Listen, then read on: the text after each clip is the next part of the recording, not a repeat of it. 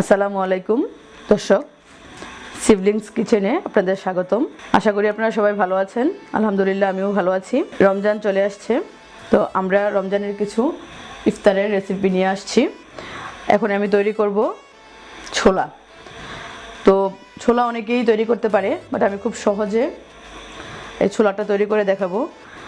অনেকজন আছে যে ছোলাটা করতে পারে না, তাদের জন্য অনেক ইজি এই ব্যাপারটা, আপনি দেখলেই বুঝবেন আপনারা।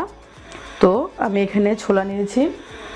ছোলাটা সিদ্ধ করার প্রায় 5-6 ঘন্টা আগে ভিজিয়ে রাখতে হয়, যাতে সিদ্ধ করতে অনেক সুবিধা হয়। সিদ্ধ করার পরে এটাকে ভালো করে ধুয়ে একটা পাত্রে নেবেন। তারপর এটার মধ্যে প্রথমে পেঁয়াজ কুচি দিবেন।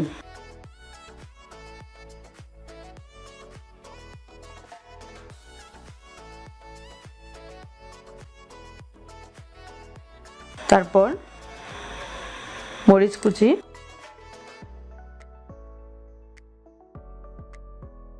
হাফ চামচ পরিমাণ রসুন বাটা, হাফ চামচ পরিমাণ আদা বাটা, 1 চামচ পরিমাণ গরম মশলা, হাফ চামচ পরিমাণ হলুদ গুঁড়া। তারপর এটার সাথে আমরা আলু মিক্স করব। তো আলুটা দিলে হয় কি, এটা একটু মাখা মাখা হয়, খেতে অনেকটা ভালো লাগে। দর্শক, আমি সিদ্ধ আলু নিয়ে নিলাম, আলুটা মিক্সড করলাম। সাথে আমি একটা টমেটো কুচি দিয়ে দিলাম। টমেটো কুচিটা দিলে খাবার স্বাদটা বাড়ে। টমেটো কুচি দিয়ে দিলাম। তারপর 1 চা চামচ পরিমাণ লবণ দিলাম। তো দর্শক, তারপর আমি এটাকে মাখবো। মেখে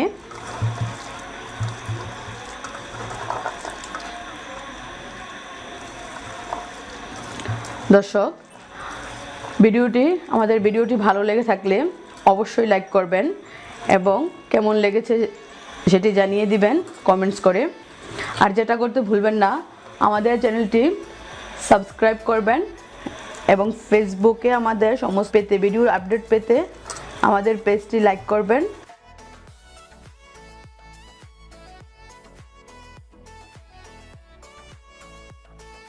তো হয়ে গেল দর্শক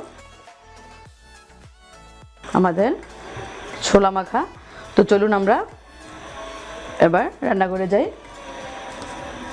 হয়ে গেল আমাদের, খুব ইজি, একেবারে সহজ। একসাথে করে মেখে তারপর আমরা রান্না করে যাই।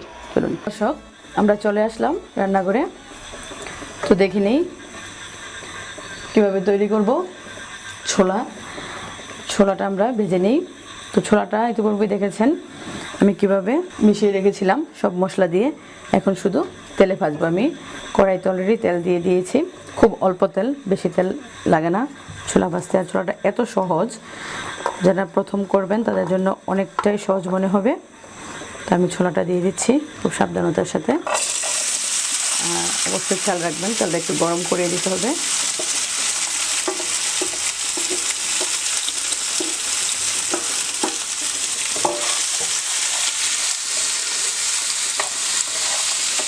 আমি একটু ছোলাটাকে নেড়ে দিচ্ছি।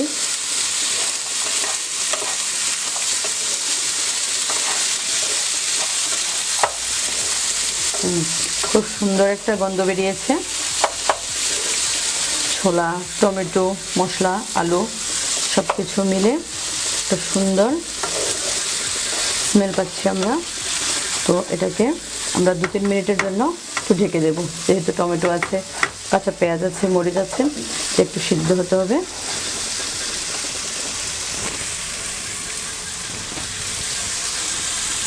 এটাকে আমরা ঢেকে দিচ্ছি। তো দর্শক, আমরা এটা ঢেকে দিলাম, 2-3 মিনিট অপেক্ষা করছি।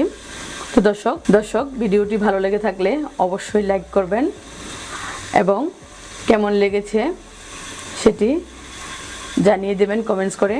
আর যেটা করতে ভুলবেন না, আমাদের চ্যানেলটি সাবস্ক্রাইব করবেন এবং ফেসবুকে আমাদের সমস্ত ভিডিওর আপডেট পেতে আমাদের পেজটি লাইক দিবেন, লিংক ডেসক্রিপশন বক্সে। তো দর্শক, প্রায় হয়ে এসেছে আমাদের ছোলা। দর্শক, হয়ে এসেছে আমাদের ছোলা খুব কম সময়ে, তত সময় লাগে নাই।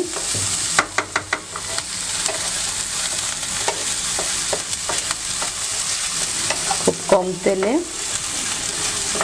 কম সময়ে, পরিশ্রমও খুব একটা হয় নাই।